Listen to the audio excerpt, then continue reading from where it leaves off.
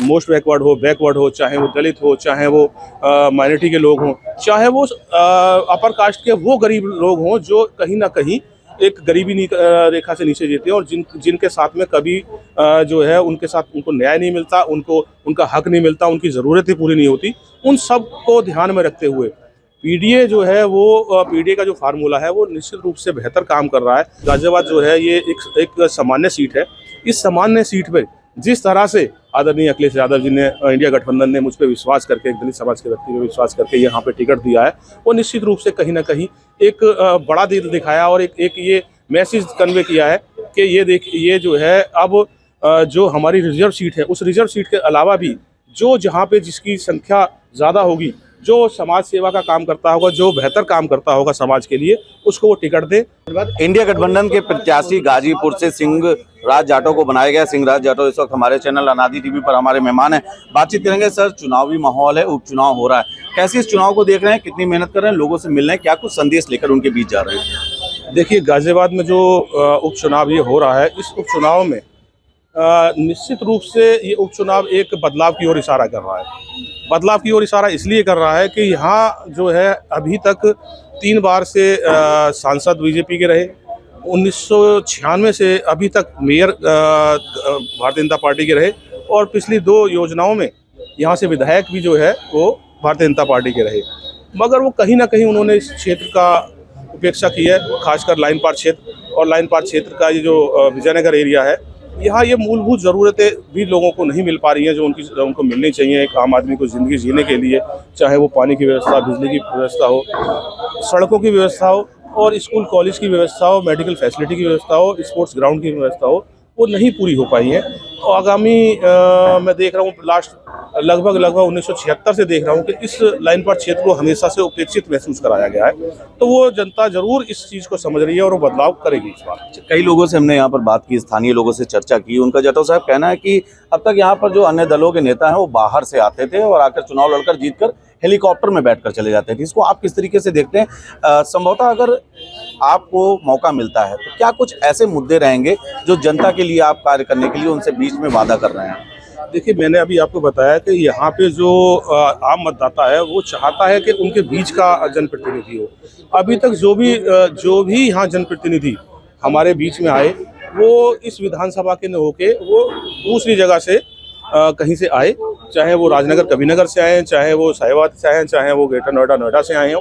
और यहाँ से वोट लेने के बाद में फिर वो लोग हारने और जीतने के बाद में कभी भी इस क्षेत्र में आने का काम नहीं करते, लोगों से मिलने का काम नहीं करते, लोगों की समस्याओं को सुनने का काम नहीं करते, समस्याएं दूर करना तो बहुत दूर की बात है। तो अब यहाँ के जो मतदाता हैं, खासकर लाइन पार क्षेत्र के, उन्होंने एक प्रण कर लिया है, एक दृढ़ निश्चय कर लिया है कि इस बार जो है उनको लाइन पार क्षेत्र का जो प्रतिनिधित्व चाहिए और इस लाइन पार क्षेत्र का प्रतिनिधित्व वो जरूर जो मुझे प्यार आशीर्वाद मिल रहा है वो इस बार देखने को मिलेगा आगामी 23 नवंबर को। सुप्रीम कोर्ट ने आज बुलडोजर एक्शन के ऊपर एक गाइडलाइन ला दी है। अब तक बुलडोजर चलता था, जैसे ही कोई घटना होती थी तो सुप्रीम कोर्ट ने कई गाइडलाइन ला दी। ये बुलडोजर एक्शन कहीं ना कहीं योगी सरकार का अब रुक गया है, इस पर क्या कुछ प्रतिक्रिया रहेगी? आप देखिए, मेरा अपना मानना है कि कोई भी कानून के तहत अगर कोई कार्रवाई हो तो वो ज़्यादा अच्छा है। मैंने कई सारी चीज़ें देखी हैं। एक मेरे सामने की घटना है, एक पड़ोस में एक मुकदमा किसी पे हुआ और उस मुकदमे के तहत उनको 4 साल जेल में रहना पड़ा और बाद में पता चला कि वो जिनका मर्डर के मुकदमे में जेल गए थे वो व्यक्ति जीवित जब आ गया तो उसने जब जीवित वो सामने आया तो वो देखा गया कि भी 4 साल जो इस आदमी ने एक जेल में रह के अपना बहुत सारी चीज़ें खो दी, उसने अपना परिवार खो दिया, उसने अपना रोजगार खो दिया, उसने अपना स्वास्थ्य खो दिया।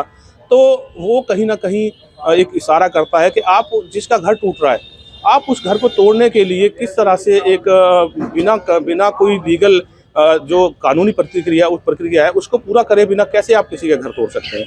मेरा अपना मानना है कि आप जो है अगर किसी ने कोई परिवार में किसी ने कोई गुनाह किया है या किसी ने कोई अपराध किया है तो उस अपराधी को बिल्कुल सज़ा मिलनी चाहिए और निश्चित रूप से मिलनी चाहिए। मगर जो कानून का दायरा है, जो संविधान के तहत कानून बनाया और जो कानून की धाराएं हैं, जो कानून की प्रक्रिया है, उस प्रक्रिया के तहत जो है वो उस पर जो भी सज़ा बनती है वो हो।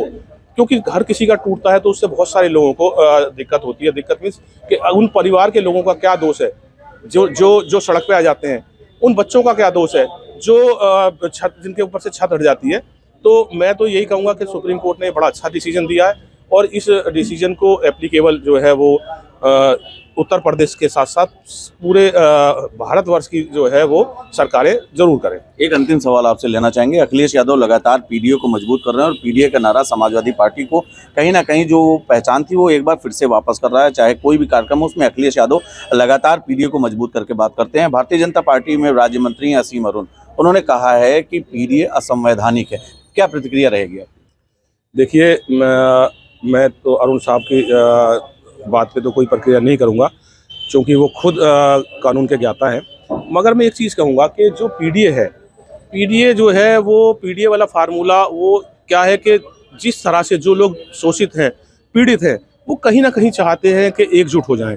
उस एकजुटता करने के लिए जो पीडीए बना है उसमें चाहे वो मोस्ट बैकवर्ड हो, चाहे वो दलित हो, चाहे वो माइनॉरिटी के लोग हों, चाहे वो अपर कास्ट के वो गरीब लोग हों जो कहीं ना कहीं एक गरीबी रेखा से नीचे जीते हैं और जिनके साथ में कभी जो है उनके साथ उनको न्याय नहीं मिलता, उनका हक नहीं मिलता, उनकी ज़रूरतें पूरी नहीं होती। उन सब को ध्यान में रखते हुए पीडीए जो है वो पीडीए का जो फार्मूला है वो निश्चित रूप से बेहतर काम कर रहा है। उसी का एक उदाहरण मैं आपको बता दूं, चूँकि गाजियाबाद जो है ये एक सामान्य सीट है। इस सामान्य सीट पे जिस तरह से आदरणीय अखिलेश यादव जी ने इंडिया गठबंधन ने मुझ पर विश्वास करके, एक दलित समाज के व्यक्ति पे विश्वास करके यहाँ पे टिकट दिया है, वो निश्चित रूप से कहीं ना कहीं एक बड़ा दिल दिखाया और एक ये मैसेज कन्वे किया है कि ये जो है अब जो हमारी रिजर्व सीट है उस रिजर्व सीट के अलावा भी जो जहाँ पे जिसकी संख्या ज़्यादा होगी, जो समाज सेवा का काम करता होगा, जो बेहतर काम करता होगा समाज के लिए, उसको वो टिकट दे और टिकट दे के उसको जो है चाहे वो विधानसभा भेजें, चाहे लोकसभा में जाएं, चाहे लोकल बॉडीज़ में जाएं, तो वो वही लोग जाएं जो अच्छा काम कर सकते हैं, जो समाज के लिए बेहतर काम कर सकते हैं। उनको कहीं ना कहीं इससे फ़ायदा मिलेगा और इससे भाईचारा जरूर कायम होगा। अगर आप इस वीडियो को YouTube पर देख रहे हैं तो चैनल को सब्सक्राइब करें और बेल आइकन दबाना ना भूलें। अगर Facebook पर देख रहे हैं तो चैनल को लाइक करें।